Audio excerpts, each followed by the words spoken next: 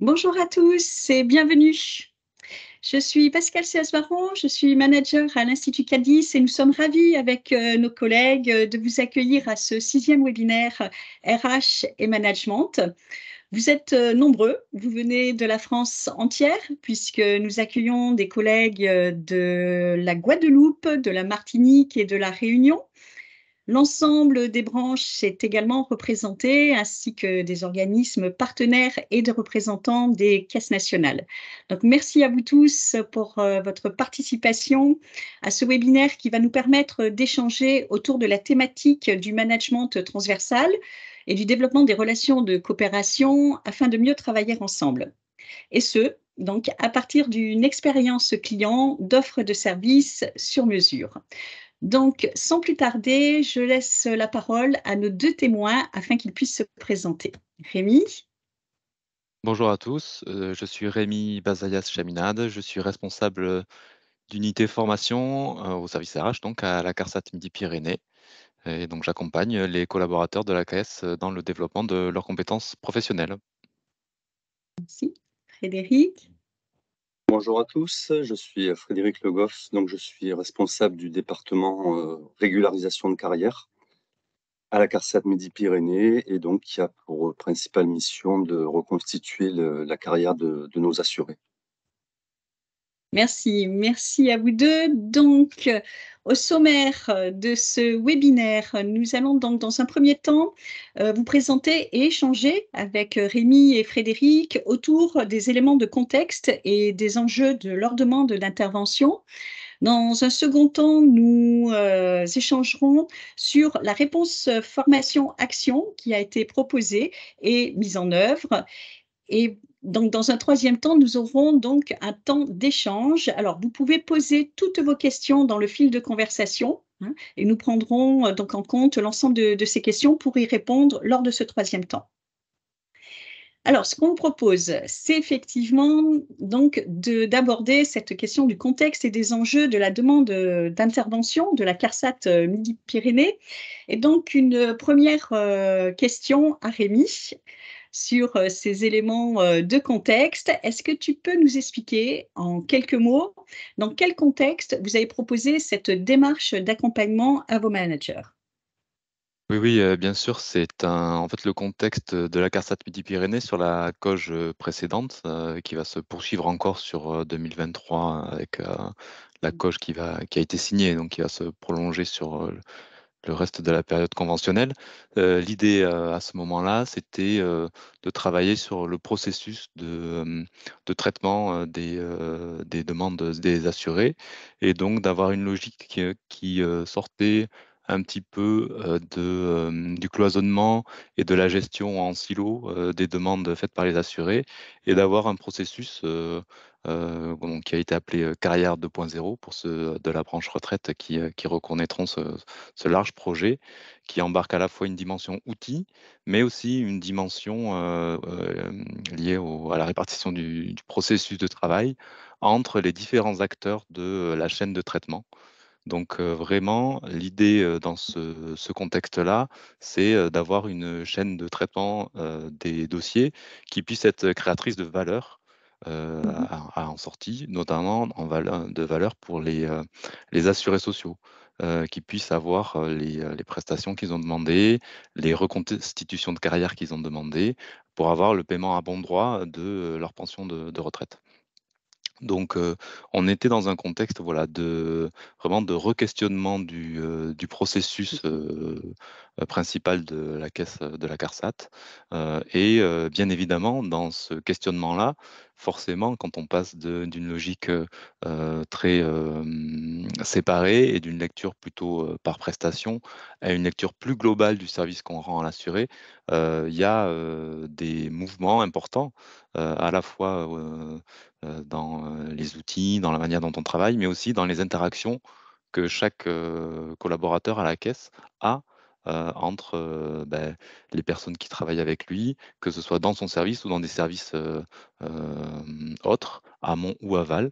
Donc vraiment, l'idée de ce projet-là, il s'inscrit dans ce contexte-là, essayer de faire passer les difficultés ou les écueils qu'il pourrait y avoir entre les différentes modes de coopération entre les différents acteurs du processus. D'accord, merci. Alors effectivement, un contexte, particulier, hein, lié à ce projet, Carrière, 2.0, et ces éléments de contexte aussi, font émerger aussi un certain nombre d'enjeux. Tu en as évoqué un petit peu, hein, quelques-uns. Donc, sur les enjeux, particuliers qui prévalaient aussi à ce contexte d'intervention, il y en a eu un certain nombre, donc on va effectivement, les visualiser. Donc sur, notamment, la responsabilité des managers, hein, dans le cadre effectivement de la mise en œuvre aussi de ce projet, de l'impulsion aussi d'une dynamique collective, hein, pour l'ensemble des acteurs concernés et impactés par, ce projet. Toujours en gardant en tête, hein, ce fil rouge qui était, la valeur ajoutée aussi pour les bénéficiaires, hein, ne pas les oublier effectivement en bout de chaîne, et un enjeu aussi sur, je dirais le mieux travailler ensemble, mais pérenniser, hein, voilà, de pérenniser aussi cette démarche-là et pas juste un one shot. Alors, en tant que commanditaire RH, Rémi, quels ont été pour toi les enjeux les plus importants? Alors il y avait effectivement plusieurs enjeux, mais sur le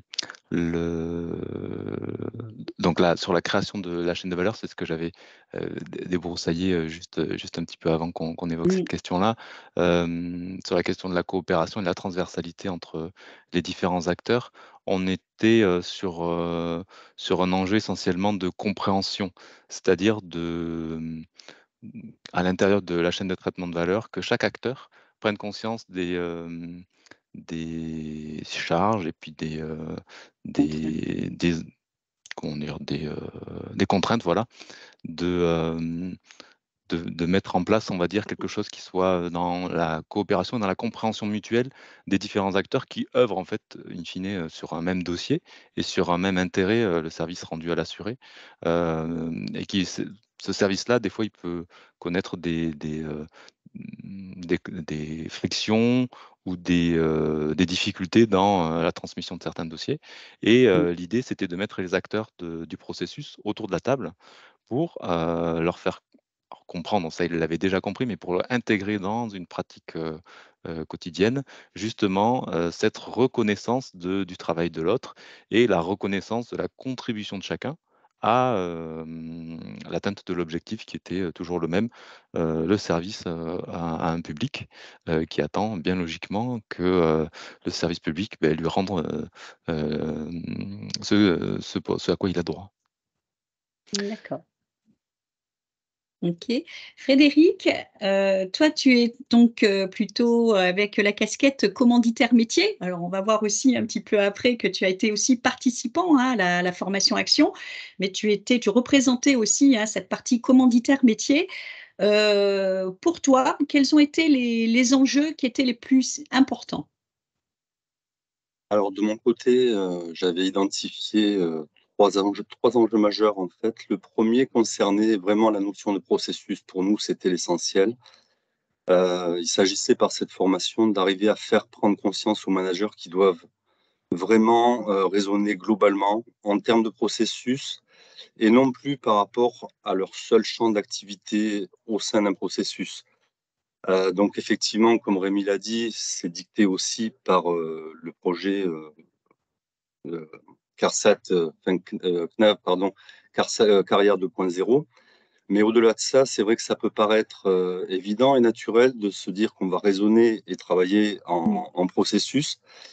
Pour autant, c'est vrai qu'on a fait un constat, au niveau direction, manager stratégique, qui a fait état d'une tendance à l'individualisme au sein des différentes unités, c'est-à-dire qu'en fait, chaque manager a tendance à raisonner par rapport à son activité, par rapport aux effectifs de son groupe, par rapport à ses objectifs.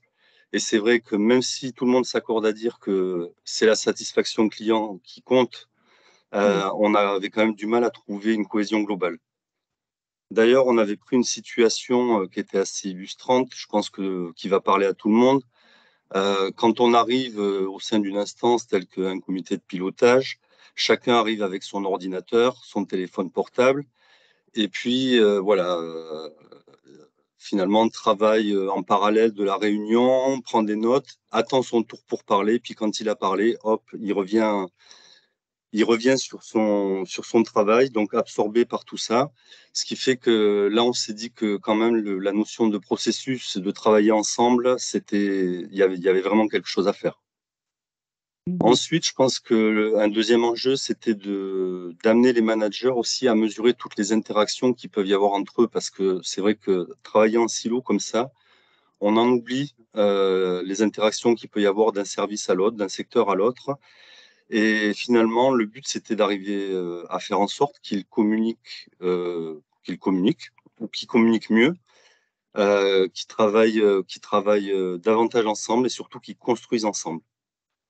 Et enfin, je pense qu'un des derniers enjeux pour nous, c'était aussi de les faire se situer en tant qu'acteurs à part entière au sein du processus. Là, c'est pour faire en sorte qu'ils n'hésitent pas à prendre l'initiative de proposer au-delà de leur périmètre dit de responsabilité. Parce que alors cette notion de périmètre, on la retrouvera, on en reparlera tout à l'heure. Mais c'est vrai qu'on voit que les managers, finalement, sur leur périmètre de responsabilité, il n'y a souvent rien à dire. Ils sont clairs. Par contre, au-delà, sur la prise d'initiative et plus généralement du processus, ils ont du mal à se positionner. Voilà, donc on avait pour moi 3 enjeux majeurs et avec des sujets quand même très importants. Très bien. Merci. Merci à vous deux. Alors, justement, on va peut-être présenter la réponse formation qui a donc été mise en œuvre au sein de la CARSAT. Donc, comme vous pouvez, on va peut-être passer sur la diapo suivante. Elle arrive. Voilà. Donc, on a effectivement proposé une réponse sur mesure, au regard, vous l'avez bien compris, des enjeux particuliers, du contexte aussi particulier de cet organisme, avec 3 temps importants. Donc, un temps de préparation, je dirais, de l'intervention, mais on va y revenir. Un temps dédié à la formation action, puisqu'on a mis en place donc une formation de 2 jours consécutifs qui a pu se réaliser dans les locaux de l'ICADIS au sein de la CARSAT Midi-Pyrénées, avec donc des groupes de formation qui ont pu mixer aussi, on parlait de l'ensemble des acteurs, donc les managers stratégiques et également les managers opérationnels. Donc, un groupe de managers stratégiques qui a d'ailleurs été groupe test. On va y revenir un peu après. Et puis, une étape de bilan normale au regard de l'intervention et de ses enjeux, donc qualitatifs, quantitatifs, mais également qui a pu permettre aussi de faire des projections sur je dirais, le devenir, et notamment par rapport à l'enjeu de la pérennité aussi, de se mieux travailler ensemble. Donc, comme vous pouvez le constater aussi, une échelle temporelle importante, puisqu'on a démarré le projet ensemble en début d'année de 2022 et que celui-ci s'est terminé en février de cette année. Alors, justement, on va prendre un petit peu de temps sur ces étapes. Donc, comme vous pouvez le voir, sur la partie préparation, il y a eu forcément des réunions qui nous ont permis de mieux contextualiser effectivement le champ de l'intervention, mais également des entretiens collectifs avec un panel de managers. Alors, Rémi, déjà, dans un premier temps, pour toi, quelle a été la valeur ajoutée de ce temps de préparation ? Bon, comme ça on le fait, C'est une méthode un petit peu originale qu'on a utilisée cette fois-ci. C'est vrai qu'habituellement en formation, on construit avec les partenaires et les prestataires, et l'Institut en est un majeur pour la sécurité sociale. On échange régulièrement en amont des sessions de formation pour adapter, réadapter, affiner certains contenus, allonger certaines parties, ajouter, supprimer. Ça, c'est quelque chose qu'on fait assez facilement. Mais c'est plutôt entre secteur Mmh. formation et institut ou partenaire avec lequel qu'on l'organise. Euh, Cette fois-ci, vraiment, c'est une commande qui est arrivée via l'intermédiaire donc on appelle ça les référents transformation métier et les référents transformation RH. Donc, dans le cadre du projet Carrière 2.0 que j'évoquais tout à l'heure, il y a eu, comme c'est un projet transformant pour la branche et pour la CARSAT Midi-Pyrénées aussi, la CARSAT Midi-Pyrénées a déployé une démarche d'analyse d'impact RH, donc, qui a été déployée par Sandrine Dafix, qui est la référente transformation RH à la CARSAT sur le projet Carrière 2.0. Donc avec une analyse assez fine des impacts potentiels et des impacts visibles sur le travail pour chacun des acteurs du projet et chacun des acteurs de la CARSAT in fine, parce qu'on verra que c'est un projet qui impacte vraiment en profondeur plusieurs secteurs d'activité dans la caisse. Donc ça, vraiment, c'est un premier temps de réunion important pour pouvoir partager les enseignements du déploiement de cette démarche d'analyse d'impact RH qui a été nécessaire, qui a permis de re-questionner aussi, non pas les résultats, mais l'interprétation qu'on pouvait en faire avec un angle de vue un petit peu différent, avec l'institut, avec un partenaire aussi formation qui connaissait l'institution, mais pas la CARSAT spécifiquement. Donc ça, c'était vraiment très intéressant. Et puis, ça a été doublé, ces réunions-là ont été doublées d'entretiens collectifs avec les futurs stagiaires. Donc ça a été tout à fait pertinent parce que ça nous a permis de travailler probablement différemment les attendus de la formation. Non pas que quand on les présentait les ébauches de dispositifs et de programmes, les stagiaires ne s'y retrouvaient pas, mais ils avaient des ajustements à proposer pour que justement on soit sur un dispositif qui soit impactant pour eux et qui puisse les aider dans l'acquisition des compétences qu'on ciblait, qu'on évoquera tout à l'heure autour de Mmh. la collaboration, de la construction de relations transversales durables, etc., etc. Donc vraiment un temps de préparation très intéressant et très important avec un panel de stagiaires qui allaient pouvoir intégrer les dispositifs de formation qu'on a déployés ensuite. Bien. Voilà un peu ce que je pouvais vous dire là-dessus.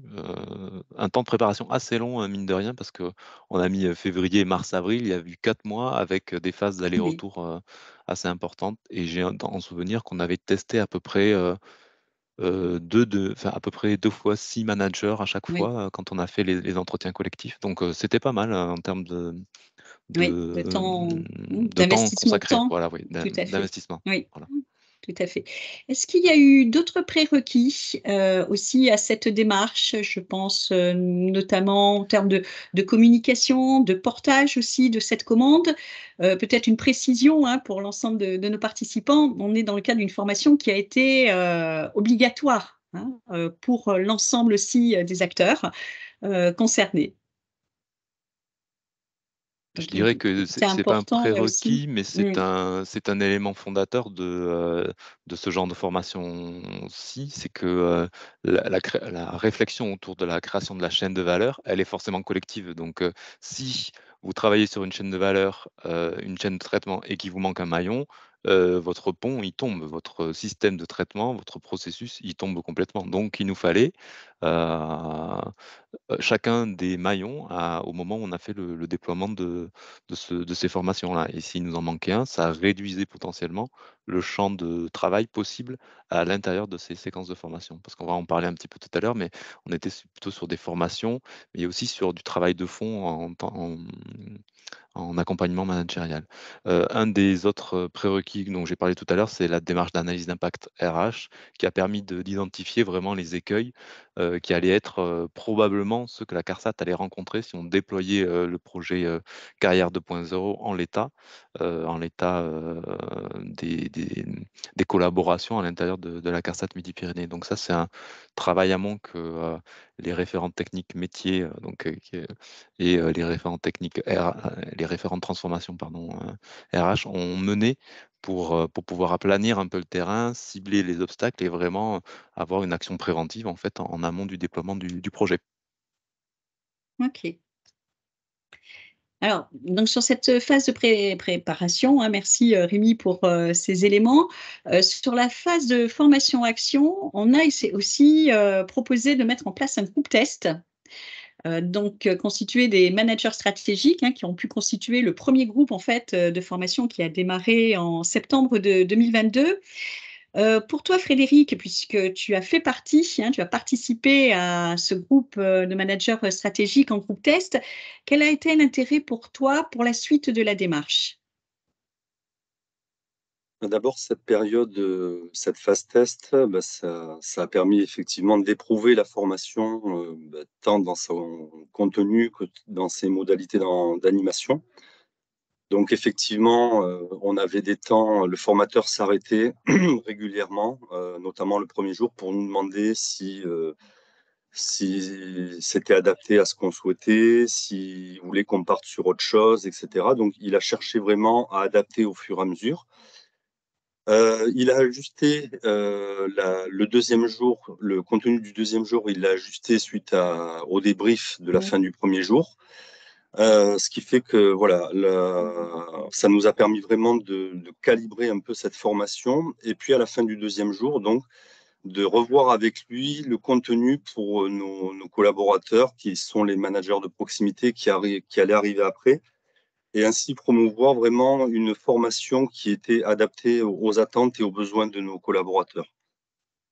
Ensuite, Mmh. étant donné que les sessions ont été espacées, ça nous a permis aussi de Oui. faire un retour positif à nos équipes, hein, puisque c'est vrai qu'au niveau des managers stratégiques, on a été ravis de cette formation. On l'a trouvée très constructive, très enrichissante. Et donc, on a travaillé un petit peu avec nos collaborateurs avant qu'ils partent en formation. Alors, c'est vrai que d'habitude, les managers sur ce genre de formation, bon, ils y vont toujours un petit peu avec du recul en se disant que voilà, ils vont manier des concepts théoriques qu'ils connaissent déjà, ou alors que Oui. pendant qu'ils sont en formation, voilà, le travail va s'accumuler. Mais là, en fait, on les a vraiment sensibilisés sur les sujets qu'on a abordés pendant les 2 jours, ce qui leur a permis de réfléchir en amont de la session. Et finalement, ils sont arrivés dans leur groupe de formation avec déjà des idées, des propositions, donc une amorce vraiment à la formation, ce qui fait que de leur côté, ça a été très, très riche aussi. D'accord. Donc une condition de réussite, également, hein, de pouvoir aussi préparer en amont, en termes de responsabilité, hein, là aussi, des managers stratégiques, la formation des managers avec lesquels vous travaillez aussi, hein. Je parle, Oui, tout à là au fait. niveau de l'ensemble des managers, stratégiques. D'accord. Est-ce qu'il y avait, au regard, de ce qu'on évoquait tout à l'heure sur, le caractère, je dirais, obligatoire de la formation et effectivement aussi des contraintes que tu évoquais, Frédéric, hein, sur la charge de travail, voilà, les représentations aussi qui pouvaient être liées au fait de suivre une formation, de peut-être retrouver aussi des éléments un peu théoriques qu'on connaît déjà. Comment, ces freins-là et peut-être d'autres ont pu être levés selon toi? Ont-ils pu être levés selon toi? Ouais. Déjà, je pense que le travail de préparation a été vraiment très, très important. Donc, comme le disait, comme l'a précisé Rémi, il y a eu des sessions avec des managers en petit comité. Donc là, vraiment, le formateur a clairement identifié le contexte de travail des managers et il a clairement aussi identifié leurs attendus pour cette formation. Donc ça, c'était vraiment important. Le formateur aussi, il a demandé bon nombre de documents, de documents Intéressant. internes. Donc effectivement, l'organigramme de la caisse, la liste des indicateurs du CPG, du plan de production, enfin tout ce qui a trait avec l'activité du processus globalement. Et effectivement, ça lui a permis de mieux appréhender l'univers de travail des managers. Et puis enfin, je trouve que voilà, je pense que le découpage de la formation tel qu'il a fait, les outils qu'il a utilisés et les modalités d'animation ont vraiment contribué à lever les freins naturellement, et ça a été assez rapide finalement. Je sais qu'au bout d'une heure et demie, 2 heures, on était déjà convaincus qu'on allait dans le bon sens, parce que, comme je vous le disais, en même temps, il s'interrogeait au fur et à mesure et il réfléchissait avec nous. Donc, c'était une vraie co-construction. Et là, forcément, ben, les freins se sont levés naturellement. Très bien. Merci. Alors justement, on va parler plus avant de ces modalités pédagogiques qui ont pu être déclinées au regard justement d'objectifs pédagogiques adaptés. Donc effectivement, tout ce travail de préparation a permis, et au regard voilà, des échanges avec les principaux managers concernés, de pouvoir effectivement adapter des objectifs en termes, là comme vous l'avez déjà expliqué, de pouvoir partager, d'avoir des représentations communes aussi sur l'activité, le métier de manager dans son environnement, mais également en comprenant, comme tu disais Rémi, les contraintes, les enjeux des autres acteurs du processus. Et Frédéric, tu expliquais bien là aussi, regarde l'exemple que tu as donné, comment effectivement chacun restait souvent centré sur sa propre activité. Voilà, donc de prendre aussi ce temps pour permettre aussi cette transversalité, d'aller regarder aussi chez le voisin ce qui se passait, en gardant toujours en tête, au regard des réflexions, des actions proposées, des pistes qui ont pu aussi être abordées, d'avoir toujours le bénéficiaire aussi en tête, c'est-à-dire le service effectivement que l'on va rendre. Passer aussi sur une logique solution, et pas problème, parce qu'effectivement, l'activité, c'est aussi forcément rencontrer des difficultés. Voilà, une fois qu'on a dit ça, mais effectivement, ça passait aussi par du coup un changement de posture. C'est ce que vous évoquiez aussi dans la présentation du contexte. C'est pas juste une activité, un changement aussi de process, mais c'est aussi un changement, j'ose le mot, culturel. Voilà, c'est-à-dire qu'on passe aussi sur un changement attendu de la posture managériale, et donc tout ce qui a permis aussi de développer cette posture liée à la recherche de solutions, à être force de proposition, à revenir sur son seuil de responsabilité, tout en maintenant ce fonctionnement dans la durée. Voilà, ce sont les objectifs qui ont prévalu pour l'ensemble des groupes de formation. Alors, pour pouvoir aussi atteindre ces objectifs, effectivement, des modalités pédagogiques ont été proposées, alors très interactives. On peut dire que, je dirais que le formateur a mis en mouvement. Moi, j'ai toujours cette image. Je ne les ai jamais vus assis, les managers. Je les ai vus en mouvement, mais vraiment, ce qu'on appelle mouvement physique. Voilà, du matin au soir sur 2 jours consécutifs, c'est quand même pas rien. Et effectivement, des modalités liées au partage de représentation, au processus lui-même, via la fresque, des ateliers aussi très riches en termes de production. Alors justement, je pense que voilà, tu es le mieux placé, Frédéric, pour en parler, puisque tu as vécu toi-même cette formation. Alors, justement, en quoi ces modalités pédagogiques, selon toi, ont été particulièrement adaptées à ce contexte, à ces enjeux et à l'atteinte des objectifs? Je Et pense si tu que peux ça nous s'est donner joué. des exemples, ça sera parfait. Oui, oui, oui. Ben, ça s'est joué sur. Alors, c'est vrai qu'il y a eu des temps théoriques et en plus Mmh. qui ont finalement plu à tout le monde, parce qu'ils n'étaient pas nombreux, mais ils étaient parfaitement adaptés. Et là aussi, même sur un temps théorique, le formateur nous a demandé de réfléchir où on se situait par rapport à cette théorie. Alors, par exemple, si on prend les fameuses zones, on a une zone de responsabilité, une zone d'influence, une zone de préoccupation. Donc, la zone de responsabilité, c'est celle que tout le monde connaît, c'est notre quotidien. La zone d'influence, c'est la zone dans laquelle voilà, on va un peu au-delà et on n'hésite pas à faire des propositions d'amélioration, à être proactif. On sort un petit peu de son périmètre quotidien. Et enfin, on a la zone de préoccupation, qui est la zone de perte de sens et d'énergie, c'est-à-dire la zone où on râle. Et ça, c'est vrai que ça m'a marqué parce que, par exemple, quand on a travaillé là-dessus, on s'est tous dit qu'on était nombreux à passer du temps dans la zone de préoccupation. Ouais. Parce que c'est vrai que quand ça va pas, on a besoin aussi d'expulser, de se soulager. Et finalement, tout ça, on s'est rendu compte que oui, c'est une perte de temps et que voilà, c'est des choses qu'on a tous en mémoire, je pense, aujourd'hui et qu'on essaie tous de conserver.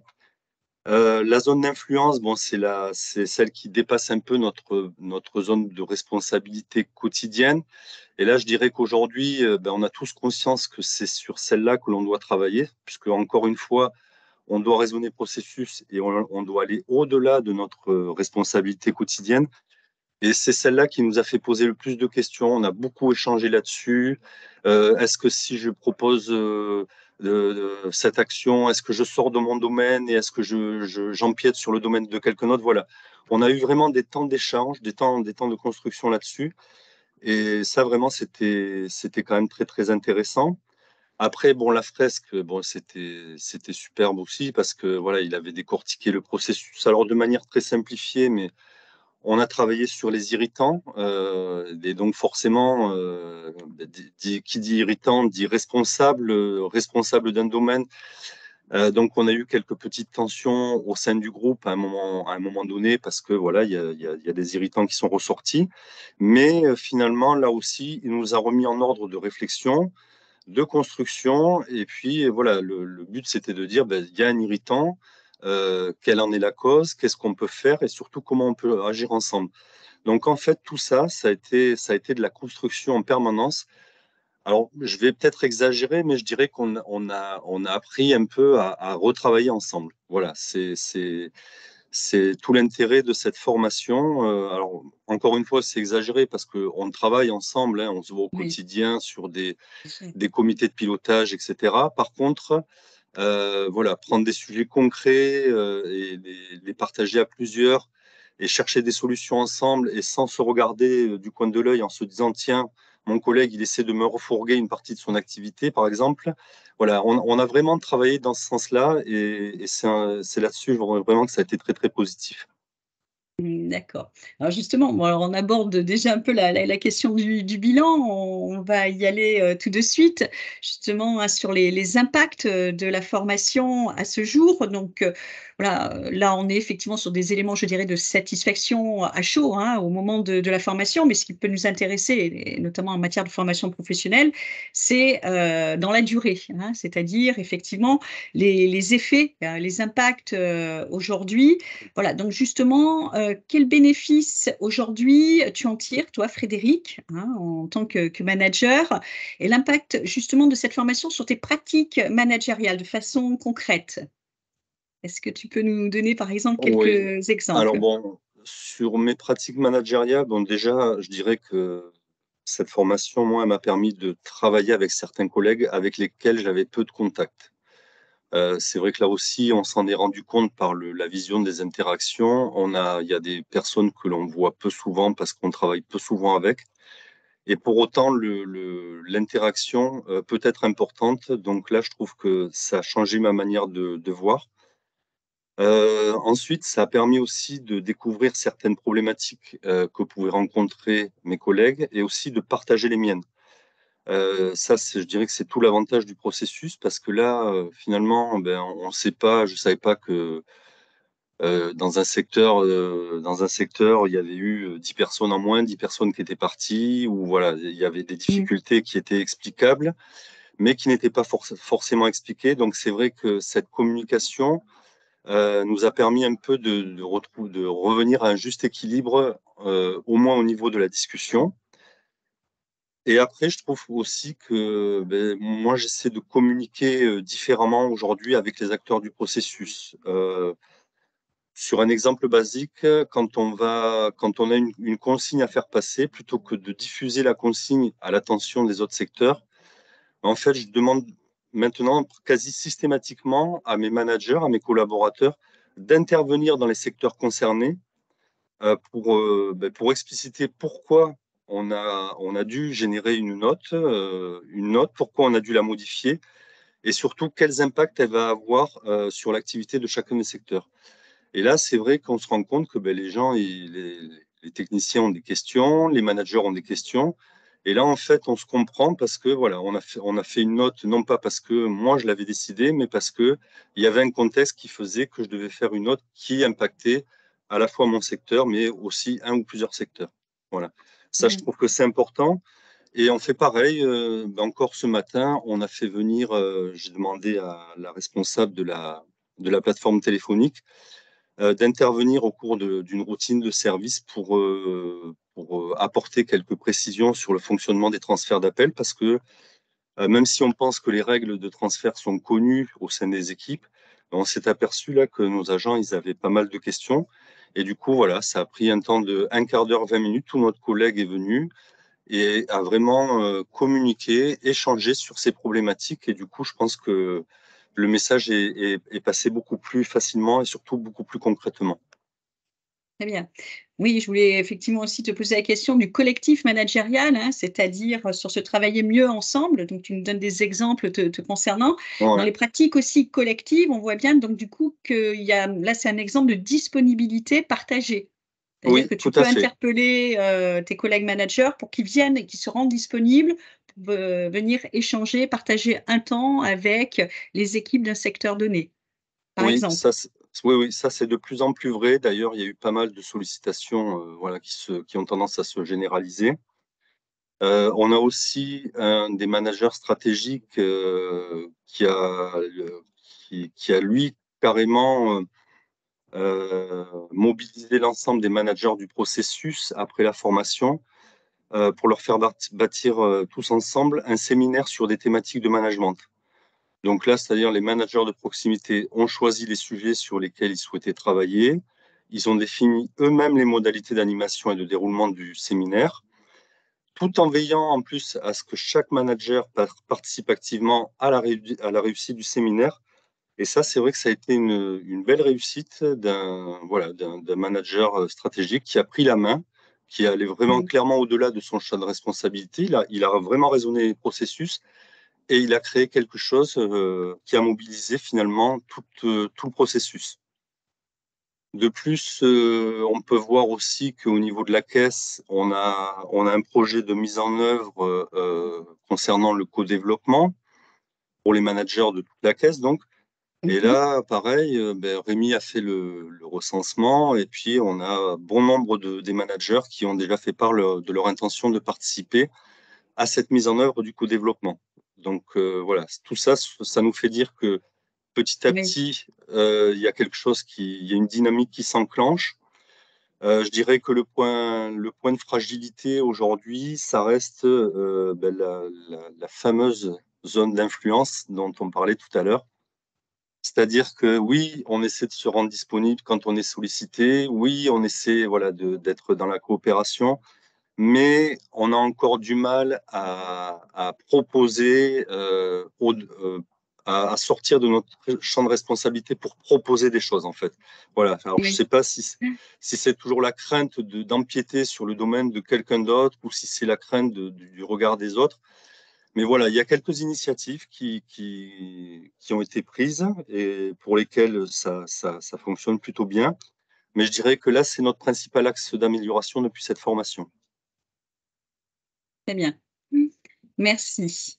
Merci beaucoup Frédéric pour, ce témoignage. Le commanditaire RH, Rémi, voilà donc un parcours qui s'est achevé donc en janvier, donc on a déjà quelques mois effectivement de recul. Le bilan que tu en tires aussi toi à ce stade en tant que commanditaire RH, au regard justement des enjeux et de ce que aussi Frédéric a pu dire, hein, sur, ce développement de compétences. Une appétence peut-être, hein, pour, de Oui, nouvelles, je postures ou techniques rejoindrai un peu, ouais, managériales? c'est ça, Oui, je rejoindrai Frédéric dans la lecture qu'il en a. L'acquisition de compétences dures, pour l'instant, je pense qu'elles sont pas encore mesurables. Par contre, l'acquisition de nouveaux réflexes, Frédéric l'abordait, mais c'est vrai qu'il y a d'autres secteurs où je sais qu'il y a des réflexes qui ont été pris sur des prises de contact en amont du déploiement, soit de notes, soit de modalités opératoires un petit peu différentes. Donc ça, je sais que c'est quand même, plus c'est quelque chose qu'on rencontre plus souvent dans les activités des managers. Hem, la question aussi dans les nouveaux réflexes de l'appui. Frédéric l'évoquait tout à l'heure autour du co-développement. Je pense que pendant un certain temps, à la CARSAT Midi-Pyrénées, mais c'est vrai, je pense dans d'autres organismes de sécurité sociale, on avait plutôt une lecture, très, centrée sur le métier. Donc c'est plutôt des gens du métier qui vont m'amener des Oui, solutions quand je rencontre une difficulté. Là, aujourd'hui, on essaie justement d'élargir le champ des possibles et donc de faire se parler entre eux des managers qui, certes sont managers, mais dans des, catégories métiers différents. Bon, on a des managers à la retraite, on en a à l'action sociale, au service social, dans plein d'autres métiers, et vraiment ils ont, assez peu d'échanges, en dehors des temps managériaux un peu convenus, nécessaires mais oui, convenus. Et donc vraiment, ça commence à bouger. À l'intérieur de la branche retraite, là où on a mené ce projet de formation, ça a bien bougé déjà et là, ça commence à se déplacer tout doucement vers, des d'accord. réflexes, un peu plus partagés par d'autres, secteurs professionnels. Donc, je dirais pas un changement ou une acquisition de nouvelles compétences, mais en tout cas un changement ou une acquisition de nouveaux réflexes, professionnels, qui tendent à faciliter le quotidien des managers. Donc une porosité, de la formation, on C'est pourrait le ça et dire en comme ça? C'est ça, en tout cas, c'est parce que les managers qui ont fait cette formation-là, ils en parlent aussi entre eux. C'est ce qu'évoquait, Oui. Frédéric, bien justement, c'est souvent eux, Mmh mh. les managers qui sont, les meilleurs VRP, je dirais, des dispositifs de formation qu'on peut déployer. Donc, quand les managers stratégiques ont discuté entre eux, travaillé, co-construit le dispositif et qu'ils en ont parlé avec Mmh. leur manager, opérationnel, leurs collaborateurs, ça a donné, envie aux autres de faire. Ces autres managers opérationnels qui ont aussi adapté aussi un petit peu le dispositif, en ont Dispositif. parlé avec d'autres managers d'autres secteurs et donc c'est un effet comme ça Mmh. d'entraînement, qui provoque de l'attention et une attente, dont on peut se saisir pour justement faire bouger et pour faire évoluer un peu les postures managériales et on sait qu'on ne fait pas bouger les postures avec un seul dispositif ou avec une Oui, seule tout à action ou fait. même si on forme Mmh. tous les managers sur le même Tout à sujet. fait. C'est vraiment la stratégie des petits pas et ça, je pense que ça y contribue, Mmh. à la fois sur le fond de ce qu'on a abordé, des nouveaux comportements et aussi sur la forme, la manière dont ça a été mis en place, à la CARSAT Midi-Pyrénées avec le Mmh mh. soutien de l'institut, le soutien des managers stratégiques, des managers opérationnels, du secteur formation, et bien sûr de l'intervenant, Oui, qui a assumé, une grosse partie du travail aussi, tout à fait. c'est aussi grâce Et à lui. c'est bien de le souligner, Oui. tout à fait. Mmh. OK. Alors, une dernière question, juste dans les temps avant effectivement de prendre les questions des participants. Quels seraient Rémi, et aussi Frédéric, hein, vos conseils? Alors déjà Rémi, hein, tes conseils à un organisme qui souhaiterait se lancer dans une démarche, d'offre de services sur mesure, tel que bon, par exemple, on a pu, le voir, lors de ce webinaire. Si tu avais un conseil? Je dirais la phase amont quoi, la préparation. C'est tellement Mmh. important de construire, d'avoir une solution solide, mais de réserver quelque chose certaines choses qui peuvent évoluer au moment où on propose cette solution aux stagiaires. Que les stagiaires puissent avoir la main à un moment sur l'adaptation qu'ils peuvent faire du De dispositif qu'on de propose. Mais l'action. vraiment le temps de Mmh. préparation amont, avec les commanditaires, avec, des managers stratégiques, des managers opérationnels en amont vraiment des séquences de formation, c'est très, très important. Frédéric, est-ce que tu souhaites Oui, bah, ajouter? Oui, ouais, là, je rejoins Rémi, hein, effectivement, sur la préparation en amont, ça a été capital. Mmh. Après, je dirais aussi qu'il faut être attentif à la composition des groupes de formation. Nous, on a oui, fait le choix de mettre les managers stratégiques entre eux. Alors, c'était pas pour, hiérarchiser, hein, c'était simplement en se disant que, si on mélangeait les managers, de prox avec les managers, stratégiques, stratégie. voilà, finalement, les managers de proximité allaient peut-être avoir du mal à s'exprimer ou n'allaient pas s'exprimer aussi librement qu'ils auraient pu le faire Mmh. s'ils avaient été tous entre eux. Et je pense qu'on a bien fait parce qu'effectivement, il y a des choses qui sont remontées du groupe des managers de proximité. Et oui, elle ne serait certainement pas remontée si on avait tous été mélangés. Donc voilà, la préparation en amont et la composition des Et groupes. la composition. Et puis l'intervenant, bien sûr. Et oui, tout à fait. Et Et la oui. qualité, Ouais. effectivement, de l'intervenant. Merci. Alors, on va passer aux questions, si vous le voulez bien. Donc, je vous les lis, Rémi et Frédéric. Est-ce que vous avez mis en œuvre des outils collaboratifs et si oui, lesquels? Alors, des Alors, outils je peux prendre, collaboratifs, oui, euh, vas-y Rémi. je peux prendre la question si vous voulez. Alors, des outils dédiés à cette formation-là, je dirais que non, en tout cas pas dans la pratique opérationnelle après sur poste. Il y a des outils qui ont émergé en formation. On parlait de la fresque, par exemple, de la frise du processus, pour la gestion des irritants notamment. Donc ça a servi quand même à certains managers. J'en ai échangé avec eux, ils s'en sont servis après dans la conduite de leur propre compréhension du processus. C'est tout ce dont j'ai en tête sur la question Mmh. des outils collaboratifs. Après, on a déjà pas mal d'outils qui existent, hein. Teams en Ouais, est c'est ça. un, OneNote, Drive, toutes les nouvelles techno autour de Microsoft 365. Elles sont déployées chez nous depuis 2020 quasiment, je dirais, au moins en partie. Donc, très franchement, des outils dédiés, non, pas vraiment. Mais en tout cas, des modalités de pensée un petit peu communes, oui. Ouais, Frédéric, parce peut-être que j'ai oublié oui, certaines oui, choses, oui. mais Non, non, non, c'est parce qu'en fait, la problématique, je pense qu'elle n'était pas vraiment outil. Oui, On ne manquait pas spécialement d'outils. mmh, Vraiment, c'était un problème on va dire, de communication, hein, généralement, d'acculturation aussi.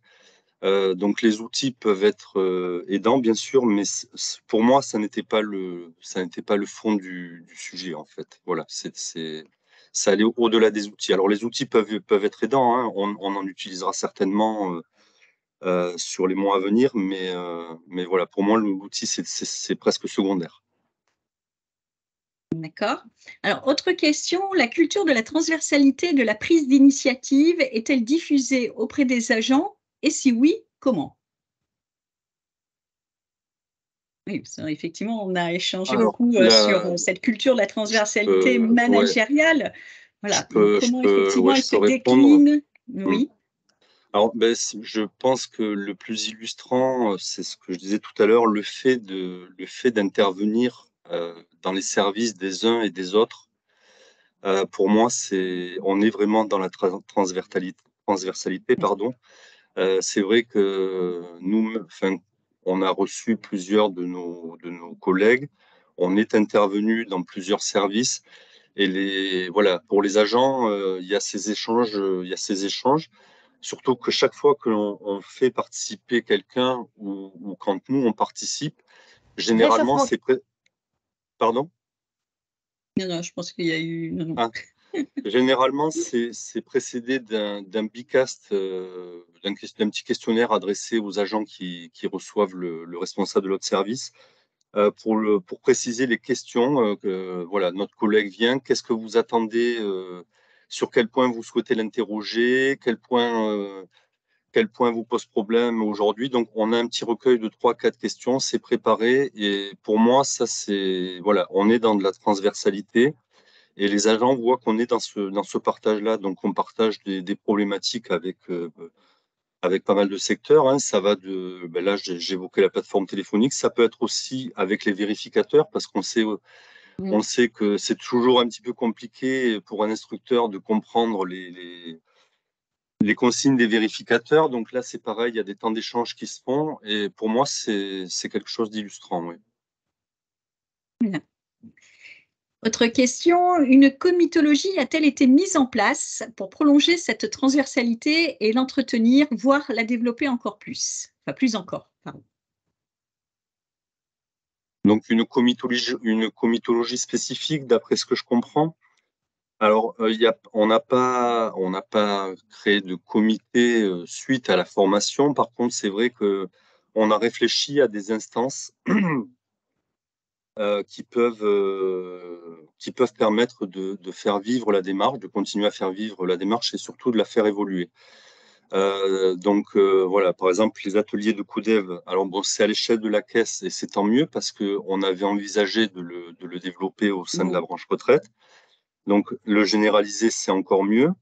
Ensuite, on a une instance qui n'existait pas, c'est ce qu'on appelle la routine des managers de proximité du processus là, qui est en train de se mettre en place. Et donc, en fait, c'est laissé à leur libre main. Et en fait, tous les 15 jours, ils vont se voir pour faire un point sur leurs actualités, sur leurs contraintes, etc. Donc ça, c'est vraiment une comitologie là qui va émerger d'ici 15 jours, 3 semaines, je pense. Voilà, donc c'est encore une fois, ça permet de faire vivre et d'essayer d'avancer. Mm. Et après, on créera les instances au fur et à mesure qu'on en aura besoin. Mais voilà, pour l'instant, c'est en fonction de ce qu'on voit au quotidien dans nos secteurs. D'accord. Ce que Alors justement, j'ajouterais peut-être juste oui, en Rémi. complément au propos de Frédéric, c'est que c'est vraiment, on a créé, il y a des comitologies qui se produisent, mais l'idée c'est aussi d'arriver à travailler de manière transversale en se mettant autour de la table, sans que ce soit un comité de pilotage avec un représentant Mm. à chaque fois. L'idée c'est aussi de, voilà, ce que disait Frédéric, euh, discuter de manière opérationnelle des enjeux de chaque secteur par ceux qui portent ces enjeux à l'intérieur du secteur pour que le collectif de travail arrive à Oui. performer et à remplir la fonction qui est la sienne. Donc c'est quelque part tout ce qui peut travailler à des conditions de travail plus facilitantes pour les managers opérationnels, pour les managers stratégiques également, mais pour les managers strat avec leur collectif de travail, vraiment essayer de mettre en place au fur et à mesure des besoins. C'est ce que mentionnait très justement Frédéric. Je trouve que c'est vraiment la bonne focale à adopter plutôt que de penser comment on va piloter tout ça. Je pense que c'est l'essentiel, c'est de partir du terrain, de voir quel est le besoin et de voir quelles sont les personnes qui sont susceptibles de trouver une solution pour répondre à ce besoin.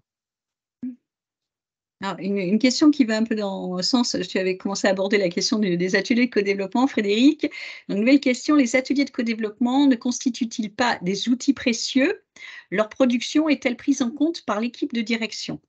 Alors, vous allez démarrer, hein, me semble-t-il. Le projet est en cours, hein, Oui, sur donc le CODEV, hein. oui. Oui, Oui, ben là, je vais peut-être laisser la parole à Rémi Exact. sur le oui, sujet, puisque puisqu'il Oui, c'est lui qui l'a en charge est en directement. charge. Mm. on a effectivement une réflexion engagée autour du co-développement. Donc, on n'a pas encore défini exactement les contours, mais Frédéric l'a bien expliqué. On a au départ commencé à évoquer le sujet pour les managers du secteur retraite, pour déployer des ateliers de co-développement en soutien à la pratique managériale, pour prolonger aussi les échanges et que, au-delà de la question vraiment du bénéfice rendu à l'assuré, quelque part, on puisse aussi traiter les questions liées au management de proximité, parce que il y a pour les managers des questions qui ne sont pas forcément en lien avec le service rendu à l'assuré, mais qui pour autant impactent très fortement leur quotidien de travail et ils sont souvent seuls dans ce genre de choix à Oui, effectuer en confrontant leurs ressources, leurs charges, les conditions de travail de leurs salariés, le rythme annuel, voilà. Donc vraiment, c'était essayer de proposer un espace de soutien à la pratique managériale pour les managers de la branche retraite. Et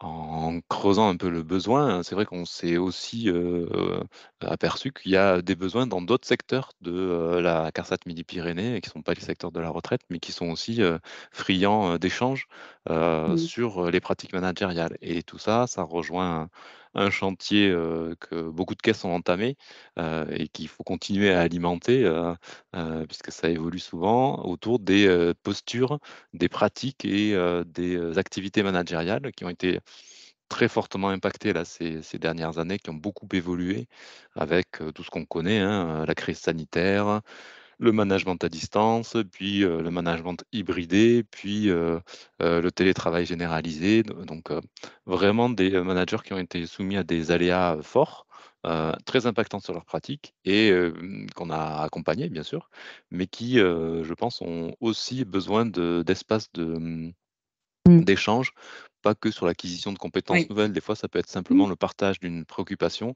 résolution qui de améliore problèmes. grandement Mmh, la gestion de leurs équipes et le mmh, traitement de leurs propres problématiques. Parce que quand leur équipe a un problème, eux-mêmes ont un problème déjà, quoi. Donc, voilà. tout à Voilà fait. pour le codev, oui, des outils précieux, oui.